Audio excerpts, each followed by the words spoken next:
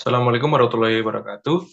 Perkenalkan nama saya Jan Faisal Tanto dengan NIM 31014222059. Di sini saya akan mempresentasikan judul jurnal saya yang berjudul Pertempuran 10 November di Surabaya. Eh, di dalam pendahuluan, pertempuran besar tanggal 10 November yang terjadi di Surabaya tidak tanpa sebab terjadi begitu saja. Banyak berbagai faktor yang melatar belakangnya terjadinya peristiwa tersebut. Berbagai rangkaian peristiwa terjadi yang menjadikan pemicu peristiwa 10 November itu muncul ya. Tahun 1945 di kota Surabaya. Pertempuran hebat yang terjadi di Surabaya ini menjadikan peristiwa berdarah tersebut. eh, Kota Surabaya hancur dengan tanah dengan prosesnya mempertahankan kota Surabaya untuk dikuasai sekutu dan Nika dan usaha untuk mencegah dijajahnya lagi tanah Indonesia oleh Belanda.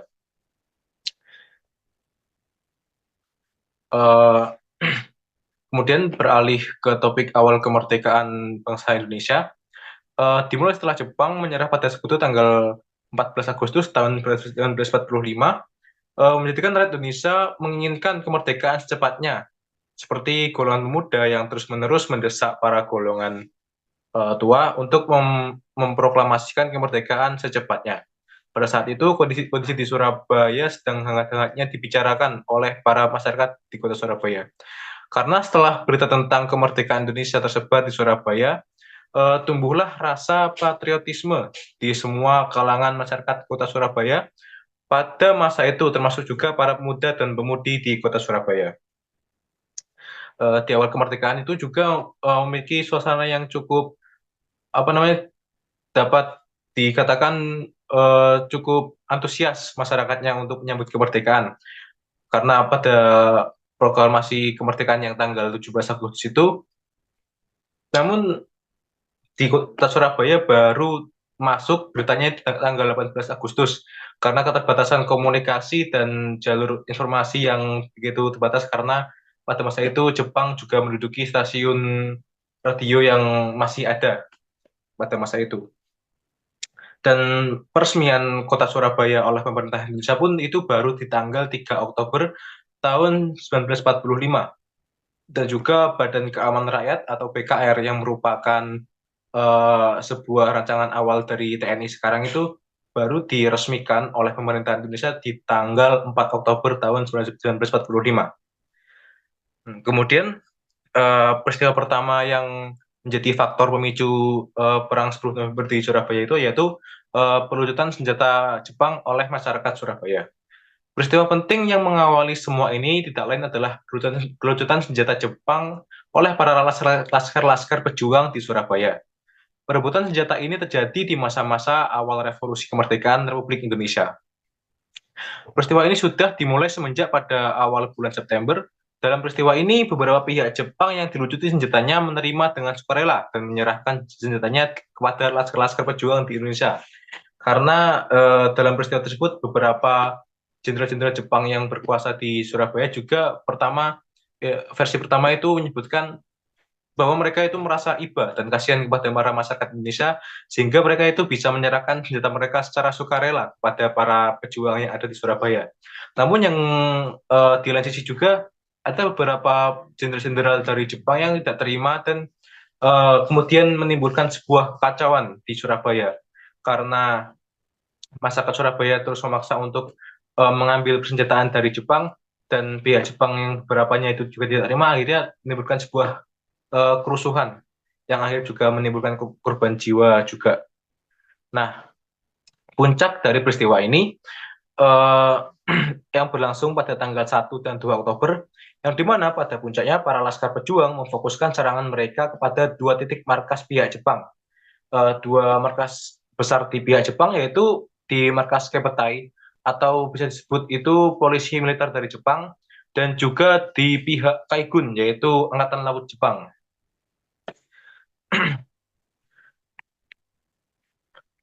Peristiwa kedua yaitu insiden Hotel Yamato. Setelah perebutan senjata Jepang oleh para laskar pejuang di Surabaya, timbullah sebuah insiden yang berada di Hotel Oranye. Yang Hotel Oranye itu FYI, Hotel Oranye itu sebutan setelah Hotel Yamato itu pindah ke tangan Indonesia. Sebelumnya pihak Jepang kan menamakan hotel ini Hotel Yamato, tapi setelah kemerdekaan Hotel Yamato diganti nama menjadi Hotel Oranye. Peristiwa ini merupakan sebuah peristiwa penting yang menjadi susunan peristiwa-peristiwa penting yang ada di kota Surabaya.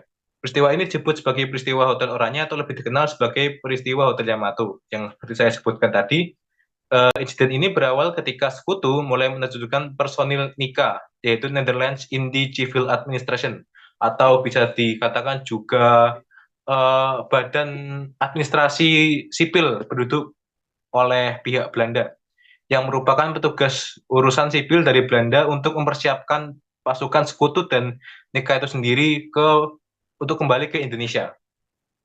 Nah, pada peristiwa ini itu pihak Sekutu itu menghubungi Jepang yang masih berada di Indonesia untuk bersiap-siap menyambut para anggota NICA yang ingin datang ke Indonesia dengan tujuan untuk memulihkan kekuasaan Belanda lagi di Indonesia. Pada masa itu kan semangat patriotisme masyarakat Surabaya kan masih sangat kuat karena pada masih di suasana-suasana awal kemerdekaan gitu. Nah, ketika masyarakat tahu bahwa pihak Sekutu lebih memilih untuk menghubungi pihak Jepang daripada pihak pemerintahan Indonesia, di situ masyarakat Surabaya menganggap bahwa Sekutu ini seperti kurang ajar gitu. Seperti kurang ajar karena mereka melangkahi apa namanya pemerintahan Indonesia yang baru dibentuk dan mereka menghubungi Jepang gitu. Nah, ini penyambutan pihak Sekutu dari dan Belanda oleh Jepang diartikan oleh rakyat bahwa Jepang tidak mengakui adanya pemerintahan Republik Indonesia di Surabaya. Sikap dari Belanda yang juga tidak menghubungi pemerintah Republik Indonesia di Surabaya, melainkan langsung menghubungi pihak Jepang ini pun semakin memperburuk citra Belanda di mata rakyat Indonesia. Dan puncak dari peristiwa ini itu ketika salah satu pegawai Belanda yang ada di Hotel Yamato atau Hotel Oranye mengibarkan bendera merah putih biru di puncak Hotel Yamato tersebut. Nah, pada awalnya masyarakat Surabaya ini hanya memperingatkan dengan keras untuk menurunkan bendera tersebut. Namun, respon yang diberikan oleh pihak Belanda di Hotel Yamato tidak begitu bagus dan bahkan cenderung untuk menentang apa namanya tuntutan dari masyarakat Surabaya pada waktu itu. Dan ketika suasana makin memanas, maka timbullah sebuah kerusuhan yang ada di Hotel Yamato dan menewaskan sebagian besar pihak NICA pada waktu itu. Dan akhirnya yang peristiwa ini dijadikan sebuah peristiwa yang sangat memorable sekali oleh bangsa Indonesia yang ketika pemuda-pemuda pejuang masyarakat Surabaya itu naik ke puncak Hotel Yamato dan merobek bagian biru dari bendera Belanda. Yang pertama merah putih biru menjadi hanya bendera merah putih yang melambangkan bendera negara Indonesia itu sendiri. Kemudian berlanjut ke runtutan peristiwa lain yang melatar belakangi terjadinya perang 10 November di Surabaya ini. Setelah peristiwa Hotel Oranye yang terjadi di tanggal 19 September tahun 45, kedatangan tentara Inggris ke Indonesia yang terhubung dengan AFNI, Allied Force Netherlands East Indies, yang lebih simpel saja disebut dengan Sekutu, ke kota Surabaya pada tanggal 23 Oktober tahun 1945. Merupakan sebuah awal dari meletusnya pertempuran-pertempuran yang akan terjadi di kemudian hari. Nah, para tentara Inggris yang tergabung dengan AFNI atau bisa dikatakan Sekutu ini dipimpin oleh Brigjen AWS, Brigadir Jenderal AWS Malabi, yang pada waktu itu mempunyai catatan tidak pernah terjun sama sekali ke dalam medan pertempuran. Dan sebelum menginjakan kaki di tanah Indonesia, AWS Malabi ini pertama mendapatkan informasi dari atasannya bahwa tidak perlu menerjunkan banyak personil atau tidak perlu membawa banyak peralatan tempur untuk menguasai Indonesia lagi. Namun informasi itu didapatkan di tahun 1942 sebelum Indonesia merdeka dan sebelum Indonesia itu eh, melucuti persenjataan dari tentara-tentara Jepang yang sudah menyerah gitu. Nah, eh, waktu itu kan persenjataan Jepang kan sudah diambil oleh para laskar pejuang di Surabaya. Nah, setelah pasukan Sekutu mendarat di Surabaya, di Surabaya, AWS Malabi langsung memanggil apa namanya gubernur dari Surabaya pada waktu itu, yaitu Gubernur Suryo yang masih menjabat di awal-awal kemerdekaan, untuk perundingan sebuah perjanjian untuk apa ya, menstabilkan kondisi di kota Surabaya dengan kedatangan sekutu di sini. Karena pada kedatangan sekutu di Surabaya itu tidak disambut baik oleh para masyarakat dan menimbulkan kecurigaan karena insiden Hotel Yamato yang sebelumnya. Karena Afnei ini sekutu juga Munceng Nika. Nika yang tadi itu sebuah apa namanya badan administrasi sipil oleh Belanda. Nah, kecurigaan masyarakat timbul di situ dan AWS Malabi memanggil Gubernur Suryo untuk membicarakan beberapa perjanjian untuk menstabilkan keadaan di Surabaya dan dengan apa ya tujuannya lain yaitu mengambil persenjataan Jepang yang sudah direbut oleh para masyarakat Surabaya. Dan setelah perjanjian tersebut disepakati tanggal 26 Oktober, eh, tanggal 27 Oktober besok harinya terdapat selebaran-selebaran yang disebarkan oleh pesawat Inggris ke Surabaya yang isinya itu bertolak belakang dengan perjanjian itu gitu. Nah, di situ terjadi sebuah kesalahpahaman antara Brigadir Jenderal AWS Malabi dan atasannya, yang dimana miskomunikasi itu terjadi tentang penyerahan senjata di perjanjian yang dibuat oleh Gubernur Suryo dan AWS Malabi. Itu disebutkan bahwa persenjataan yang boleh diambil itu ketika persenjataan itu masih di tangan Jepang dan bukan bukan senjata yang sudah direbut oleh para pejuang. Dan para pejuang atau PKR, Badan Keamanan Rakyat, itu boleh menyimpan senjata mereka yang sudah diambil oleh Jepang. Nah, sedangkan di selebaran yang disebarkan oleh pesawat Inggris itu eh, berisi seperti semua senjata yang sudah direbut ataupun belum direbut oleh Jepang wajib diserahkan kepada pihak Belanda, dan apabila dalam waktu 2 kali 24 jam atau 2 hari tidak diserahkan kepada pihak sekutu dan Belanda, maka akan diambil secara paksa atau bisa jadi kemungkinan terburuknya yaitu ditembak di tempat oleh tentara sekutu. Nah, hal ini juga menimbulkan kemarahan dari rakyat Surabaya karena sangat bertentangan dengan isi perjanjian tersebut. Bahkan dalam catatannya sendiri, AWS Malabi tidak mengetahui ternyata ada miskomunikasi yang sefatal ini antara AWS Malabi dan atasannya. Nah, dengan tersebarnya selebaran tersebut, maka para prajurit sekutu itu hanya mengikuti perintah dari selebaran tersebut yang menganjurkan untuk menembak di tempat para masyarakat Surabaya yang tidak mau menyerahkan senjatanya. Dan dengan tindakan represif dari tentara sekutu kepada masyarakat Surabaya, menjadikan kemarahan masyarakat Surabaya semakin meluap gitu. Yang akhirnya terjadi pertempuran 3 hari di kota Surabaya, yang dimulai pada tanggal 27 Oktober.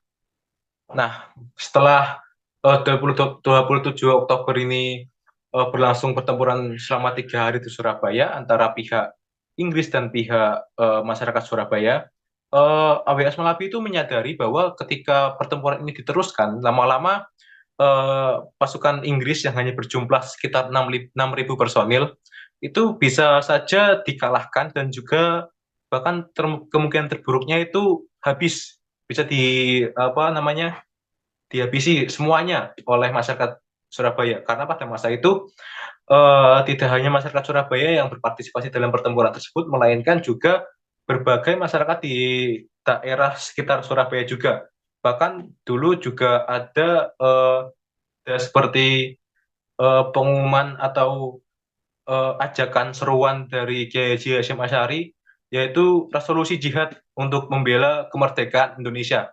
Dan dengan resolusi jihad tersebut, para masyarakat yang beragama Islam dan juga santri-santri yang yang di pondok itu mengikuti peperangan tersebut dalam rangka untuk membela tanah airnya dengan uh, yang dikatakan resolusi jihad oleh Kiai Haji Hasyim Asy'ari.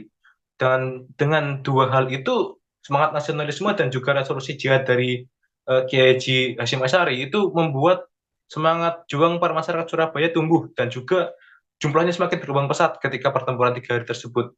Seperti perbandingan yang terjadi di lapangan pada waktu itu, tentara sekutu atau tentara Inggris itu berjumlah sekitar 6.000 personil, sedangkan para pejuang dari Surabaya ini dan sekitarnya berjumlah sekitar 140 sampai 200.000 orang, dan itu sangat berbeda jauh untuk sebuah pertempuran di Surabaya di 3 hari itu. Dan AWS Malabi kan berpikir jika diteruskan maka akan tersabu habis oleh para pejuang Indonesia. Maka dengan kesadaran penuh, Brigadir Jenderal AWS Malabi ini meminta agar Presiden Soekarno mendatangi Surabaya dan meredam kericuhan ini, meredam kericuhan tersebut, dan membuat sebuah perjanjian dengan pihak Inggris untuk menstabilkan kondisi lagi di Surabaya, karena adanya pertempuran 3 hari yang tidak disengaja ini karena miskomunikasi antara AWS Malabi dan juga atasannya. Nah, adanya perjanjian gencatan senjata yang dirundingkan oleh pihak Indonesia dengan Pak Presiden Soekarno sendiri sebagai perwakilan dari pihak Inggris, dari pihak Indonesia dan dari pihak Inggris, yaitu Mayor Jenderal D.C. Hawthorne, mengenai pertempuran yang berlangsung selama 3 hari tersebut. Nah, kan selama itu kan ada gencatan senjata yang sudah disepakati oleh kedua pihak. Nah, selanjutnya yaitu di kasus kematian Brigadir Jenderal AWS Malabi. Nah, ketika perjanjian itu disepakati oleh kedua pihak, maka dibentuklah sebuah biro kontak untuk menstabilkan kondisi di sekitar Surabaya, karena di beberapa tempat itu masih terjadi pertempuran gitu. Di beberapa tempat di Surabaya masih terjadi pertempuran dan belum mendapatkan informasi mengenai perjanjian gencatan senjata pada waktu itu. Nah, biro ini yang dinamakan biro kontak, yang baru saja dibuat, dan tugas pertama mereka itu adalah meredam pertempuran-pertempuran di berbagai daerah di Surabaya. Nah, biro kontak ini terdiri dari anggotanya terdiri dari dua pihak ya. Pertama pihak Inggris dan pihak Indonesia sendiri. Nah, dan Brigadir Jenderal AWS Malabin termasuk dalam anggota biro kontak itu. Nah, dalam insiden yang menewaskan Brigadir Jenderal AWS Malabi ini memiliki beberapa versi dan masih menjadi perdebatan oleh para sejarawan yang meneliti mengenai pertempuran di Surabaya ini. Versi yang pertama itu dari bahasa kita sendiri, bahasa Indonesia. Kan kejadian tewasnya Brigadir Jenderal AWS Malabi ini pukul 5 sore, yang dimana itu sudah mulai agak redup-redup cahayanya dan tidak terlalu nampak.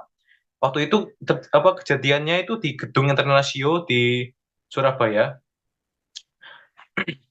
Pengakuan dari para saksi mata itu di versi Indonesia sendiri adalah sebuah insiden yang terdampak insiden dari pertempuran yang masih berlangsung di satu daerah di Gedung Internasio tersebut. Mengapa disebut sebagai insiden? Karena ketika Biro Kontak mendatangi Gedung Internasio yang masih ada pertempuran di situ, pihak-pihak dari Belanda dan dari Indonesia ini masuk ke Gedung Internasio untuk menemui pasukan pasukan Gurkha yang dimiliki oleh Inggris pada waktu itu. Nah, namun pembicaraan di Gedung Internasio yang sudah diduduki oleh pasukan Gurkha ini tidak berlangsung lancar, tidak berlangsung halus, dan menimbulkan keributan karena di dalam gedung itu sempat terjadi sebuah tembakan dari arah dalam gedung yang membuat para pejuang di luar gedung itu mengira bahwa itu adalah tembakan balasan dari para tentara Belanda, padahal sebelumnya kan sudah diredamkan. Nah, karena pemicunya itu adalah sebuah tembakan dari gedung, maka terjadi kepanikan massal di luar dan akhirnya pertempuran terjadi kembali dan diikuti oleh berbagai suara-suara ledakan. Nah, diduga berbagai suara ledakan ini bersumber dari kayak granat-granat dari tentara Gurkha itu yang menyasar ke mobil para biro kontak ini, yang dimana di salah satu mobil itu terdapat AWS Malabi yang sedang menunggu di mobil gitu. Nah, ledakan itu yang memicu kematian dari AWS Malabi yang versi pertama.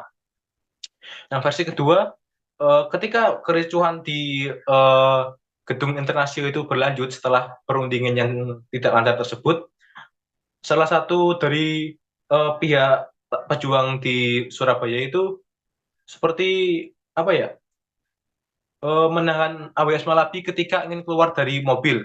Ketika AWS Malabi ingin keluar dari mobil dan mencari pelindungan dari kerajaan tersebut, para masyarakat atau para pejuang di Surabaya itu sempat menodongkan seperti senjata-senjata, seperti bayonet, seperti senapan garis panjang ke arah AWS Malabi dan seakan menyuruh dia untuk tetap diam di mobil gitu. Nah, setelah AWS Malabi diam di mobil karena sempat diancam oleh senjata-senjata dari masyarakat Surabaya itu, kemudian terjadi ledakan-ledakan tersebut yang tadi saya sebutkan. Nah, ketika ledakan-ledakan tersebut selesai, maka setelah hari mulai malam, beberapa pejuang itu dan beberapa staf Biro Kontak dari Indonesia itu kabur ke daerah lain dan terdengar satu percakapan atau satu dialog dari salah satu staf Biro Kontak yang mengatakan bahwa salah satu dari kami itu telah membereskan pemimpin mereka. Nah, karena kematian dari Malabi sampai sekarang masih menjadi perdebatan dan belum juga ditemukan pelaku pembunuhan dari Malabi yang merupakan pemimpin pasukan Inggris yang ada di Surabaya pada masa itu. Kematian dari pemimpin pasukan Inggris di Surabaya tersebut menjadi perdebatan dan masing-masing pihak membuat versi kematian dari Malabi dengan menyalahkan pihak satu sama lain. Sama sekarang masih menjadi misteri dan masih menjadi perdebatan ya kematian dari AWS Malabi ini. Kemudian puncak dari ini yaitu pertempuran 10 November. Nah, dengan terbunuhnya Brigadir Jenderal AWS Malabi, pihak Inggris menyalahkan pihak Indonesia atas terbunuhnya salah satu jenderal mereka dan menuntut pertanggungjawaban yang pada tanggal 31 Oktober 1945, Jenderal Christensen, yaitu jenderal yang dipanggil ke Surabaya lagi untuk menggantikan Malabi itu, eh, Panglima dari AFNI memperingatkan para masyarakat Surabaya untuk menyerah dan apabila tidak menuruti dan menyerah maka mereka akan dihancur leburkan. Jadi Jenderal Christensen ini seperti mengancam para masyarakat Surabaya untuk mengakui bahwa itu adalah kesalahan mereka atas terbunuhnya Brigadir Jenderal AWS Malabi ini. Padahal tidak ada yang tahu siapa yang pembunuhnya. Bisa jadi itu memang asli pembunuhan atau bisa jadi itu adalah sebuah insiden. Tapi pihak Inggris itu seperti menyalahkan Indonesia karena membunuh salah satu jenderalnya dalam masa gencatan senjata yang tadi sudah disepakati oleh pihak Indonesia dan pihak Inggris. Dari pihak Indonesia sebagai perwakilannya itu Pak Soekarno dan dari pihak Inggris yaitu Mayor Jenderal Houghton tadi. Nah, dengan ini Jenderal Christensen ini mengambil tindakan tegas untuk mengambil alih kota Surabaya pada masa itu. Nah, pertempuran tersebut berlangsung selama 3 minggu, namun dalam kurungan waktu 3 hari itu, separuh dari kota Surabaya telah diduduki oleh pihak Inggris. Namun, meskipun 3 hari separuh Surabaya itu sudah diduduki oleh pasukan Inggris, perlawanan masyarakat Surabaya itu terus berlangsung selama 3 minggu lamanya. Dan itu selama prosesnya kan para pejuang dari Surabaya itu kan kalah secara alutsista ya, kalah secara teknologi pertempuran di situ. Karena pada masa pertempuran itu juga pasukan Inggris dibantu oleh kapal perang di laut sebelah Surabaya dan juga bombardir dari udara juga. Jadi secara teknologi mereka kalah dan apa namanya terpaksa setelah 3 minggu berjuang, akhirnya mereka meninggalkan kota Surabaya. Kemudian akhir pertempuran 10 November, pertempuran yang besar dan menelan banyak korban jiwa tersebut berlangsung lamanya hingga 3 minggu. Setelah berjuang keras selama 3 minggu untuk mempertahankan setiap jengkal tanah di Surabaya dari Inggris, akhirnya pada 1 Desember 1945, para pemuda terpaksa meninggalkan Surabaya untuk sementara. Dan bagi pihak Inggris sendiri, pertempuran Surabaya ini juga merupakan sebuah kenang-kenangan pahit yang diderita oleh pihak Inggris. Lantaran banyaknya korban yang jatuh dari pihak Inggris dalam menghadapi semangat dari para pejuang di Surabaya untuk mempertahankan kemerdekaan Indonesia, justru banyak korban yang berjatuhan dari pihak Inggris yang baru saja keluar dari pemenang dalam Perang Dunia Kedua. Nah, setelah tadi saya sebutkan bahwa dalam 3 minggu setelah mempertahankan kota Surabaya, akhirnya para pejuang itu meninggalkan kota Surabaya dan berlari ke daerah-daerah sekitar Surabaya. dan mendirikan berbagai pertahanan di daerah-daerah kota Surabaya ya. Nah, ketika mendirikan pertahanan di situ juga, para pejuang dari Surabaya ini melancarkan berbagai operasi-operasi gitu, seperti operasi penyusupan, operasi mata-mata dan lain-lain, dengan tujuan agar para pasukan Inggris ini tidak tenang ketika berada di Surabaya itu. Dan sebelum meninggalkan kota Surabaya juga, para pejuang ini seperti menghancurkan atau membakar habis gedung-gedung yang dianggap penting supaya tidak dapat digunakan oleh pasukan Inggris gitu. Jadi ketika ditinggalkan oleh para pejuang itu, kondisi Surabaya itu sudah hancur.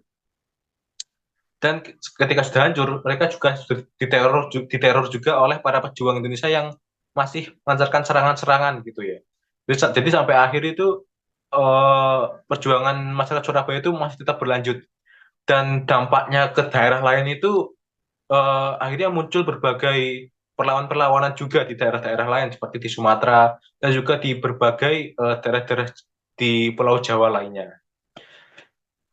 Nah, mungkin seperti itu dulu presentasi dari saya. Sekian, terima kasih. Wassalamualaikum warahmatullahi wabarakatuh.